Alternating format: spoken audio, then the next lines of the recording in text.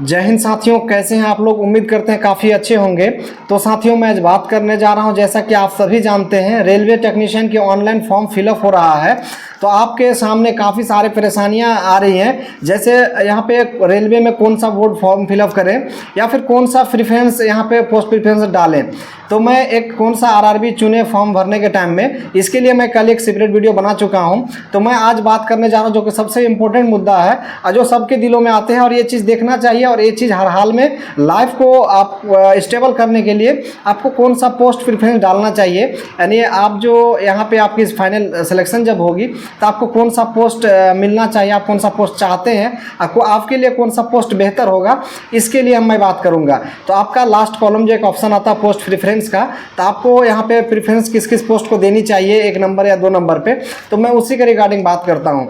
तो चलिए, यहाँ पे आपका जो है विभाग 2 प्रकार का है, एक है इलेक्ट्रिकल और एक है मैकेनिकल। यानी इलेक्ट्रिकल डिपार्टमेंट में यदि आप इलेक्ट्रीशियन, वायरमैन या फिर आप इलेक्ट्रॉनिक मैकेनिक या फिर बहुत सारे इलेक्ट्रिकल डिपार्टमेंट का ट्रेड है, यदि आप उससे किए हैं, और दूसरी तरफ यहाँ पे फिटर, यहाँ पे डीजल मैकेनिक या फिर बहुत सारे मैकेनिकल ट्रेड जैसे बिलोंग होते हैं ITI में।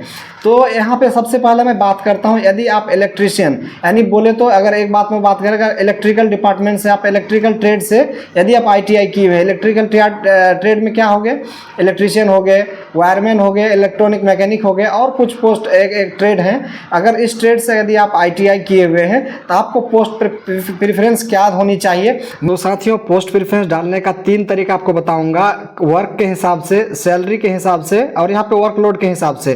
तो आपको तीनों चीज़, आपको तीनों एंगल से बताएंगे किस किस आप चीज़ में आपको करना चाहिए। तो साथियों, सबसे पहले आप देख रहे हैं यहाँ पे टेक्नीशियन सिग्नल है।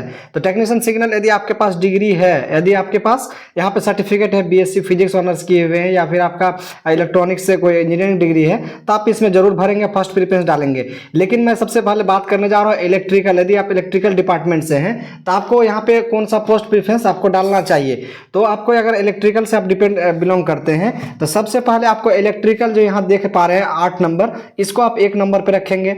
और दूसरा आपको यहाँ पे इलेक्ट्रिकल TRS है, उसके बाद यहाँ पे 9 नंबर कैटेगरी जो इलेक्ट्रिकल TRS, इसको दूसरा नंबर पे रखेंगे। सबसे पहले इलेक्ट्रिकल और उसके बाद दूसरा इलेक्ट्रिकल TRS। उसके बाद यहाँ पे आप जो है, यदि आपके पास ये है तो आप यहाँ पे एक EMU है, यहाँ पे EMU का भी पोस्ट आप रख सकते हैं। नीचे देखेंगे तो EMU, इसमें यहाँ पे देखेंगे 10 नंबर कैटेगरी में EMU है।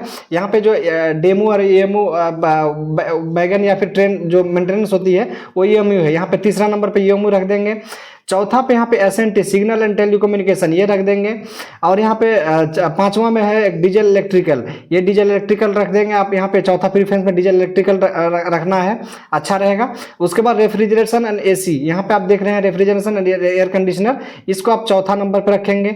आप इस हिसाब से फिर देखेंगे ट्रैक मशीन आप सकते हैं। सभी अलग अलग यहाँ पे RRB में अलग अलग पोस्ट दी गई है, कहीं पे 18 पोस्ट दी गई है, कहीं पे 8 दिए गए हैं, कहीं पे 10 दिए गए हैं। अलग अलग RRB में अलग अलग पोस्ट की संख्या दिए गए हैं। तो यहाँ पे ट्रैक मशीन इसमें शो नहीं करता है, लेकिन ये आपका RRB कोलकाता का मैं ये खोल के रखा हूँ। आप देखेंगे बहुत सारे जगह पे यहाँ पे ट्रैक मशीन भी है, आप ट्रैक मशीन डाल सकते हैं। जैसे यहाँ पे आप देख पा रहे हैं ट्रैक मशीन है। अब अगर आपके जोन में ट्रैक मशीन अवेलेबल है, जिस बोर्ड में आप भरना चाह रहे हैं, तो ट्रैक मशीन भी डाल सकते हैं। ट्रैक मशीन कैसा पोस्ट है कि आपको यहाँ पे लगातार मंथ में हो सकता है 15 दिन 20 दिन कंटिन्यू ड्यूटी, उसके बाद 10 डेज या फिर 15 डेज आपका रेस्ट रहता है, ऐसा ड्यूटी उसमें दिया जाता है। तो उसमें सैलरी भी ज़्यादा है और काम आपका कंटिन्यू, आप रूम से निकलेंगे तो 15 दिन से 12 दिन आपको कंटिन्यू ड्यूटी पे ही रहना पड़ेगा। तो चलिए, मैंने आपको ये बता दिया। उसके बाद यहाँ पे मैकेनिकल, यदि आप फीटर से या फिर कोई भी मैकेनिकल ट्रेड से किए हुए हैं, तो सबसे पहले यहाँ पे फीटर जो आप देख पा रहे हैं, इसको आप फीटर को आप सबसे 1 नंबर पे रखेंगे। यहाँ पे देख रहे हैं, यहाँ पे फीटर इसमें नहीं है, और किसी पे देखेंगे यहाँ पे 11 नंबर जो है, 11 नंबर कैटेगरी नंबर, आप फीटर को 1 नंबर पे रखेंगे। हो सकता है इसमें आपको वर्कशॉप मिल जाए, वर्कशॉप में सैलरी भी अच्छा है, काम भी अच्छा है।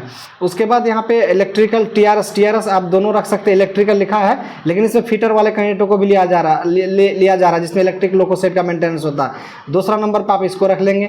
तीसरा में यहाँ पे जो EMU है, EMU को आप तीसरा नंबर पे EMU रख लेंगे। इलेक्ट्रिकल और फीटर दोनों जा सकते हैं इसमें। उसके बाद यहाँ पे डीजल मैकेनिक जो है, ये जहाँ मैकेनिकल यानी डीजल और डीजल इंजन जो यहाँ रिपेयर होता है, उसमें आप जा सकते हैं। उसके बाद CNW है, CNW था वर्कलोड आपका ज़्यादा रहेगा, वर्क का प्रोफेशन थोड़ा दूसरे टाइप का रहेगा, लेकिन आपको यहाँ प्रमोशन अच्छा है, आप इसमें CNW में जा सकते हैं। CNW का आप 4 नंबर पे डाल सकते हैं। उसके बाद ट्रैक मशीन, इसमें सैलरी भी ज़्यादा है, काम आपका जानते हैं, आपको मैं बता दिया कि एक बार आप रूम से निकलेंगे तो हो सकता है आपको 10 या 15 डेज के बाद ही रेस्ट मिले। तो इस तरह से आप देख सकते हैं। उसके बाद अलग अलग कुछ ट्रेड है, ब्लैक स्मिथ है, ब्रिज है, आप यहाँ पे और देख पा रहे हैं रिवाइटर है, वेल्डर वाले वेल्डर हैं।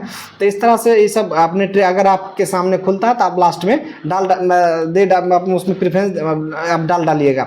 लेकिन आपको जो सबसे पहले मैं बताया इलेक्ट्रिकल के लिए फिर से सुन लीजिए, इलेक्ट्रिकल डालेंगे पहला नंबर पे, इलेक्ट्रिकल TRS दूसरा नंबर पे, उसके बाद SNT डालेंगे, डीजल मैकेनिक डालेंगे, रेफ्रिजरेशन एंड AC डालेंगे, उसके बाद आपका ट्रैक मशीन डालेंगे। उसके बाद अगर और कोई पोस्ट आपके नीचे ओपन होता है तो आप वो भी प्रेफरेंस में डाल दीजिएगा।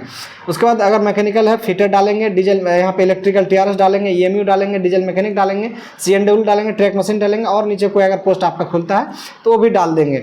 तो उम्मीद है कि आप इस तरह के समझ गए होंगे। इसी में अगर कोई भी क्वारी हो तो आप कमेंट कीजिएगा, मैं कमेंट में भी आपको अलग अलग किस आपका कौन सा ट्रेड है, ट्रेड वाइज मैं आपको जरूर सजा के नीचे रिप्लाई के माध्यम से जरूर बताऊंगा। तो चलिए, वीडियो का अंत तक देखने के लिए धन्यवाद और इसी तरह का वीडियो पाने के लिए चैनल को सब्सक्राइब अवश्य कर लीजिएगा। वीडियो अच्छा लगे तो लाइक करके दोस्तों को भी शेयर अवश्य कीजिएगा। चलिए, वीडियो को यहीं तक रखते हैं। धन्यवाद, जय हिंद।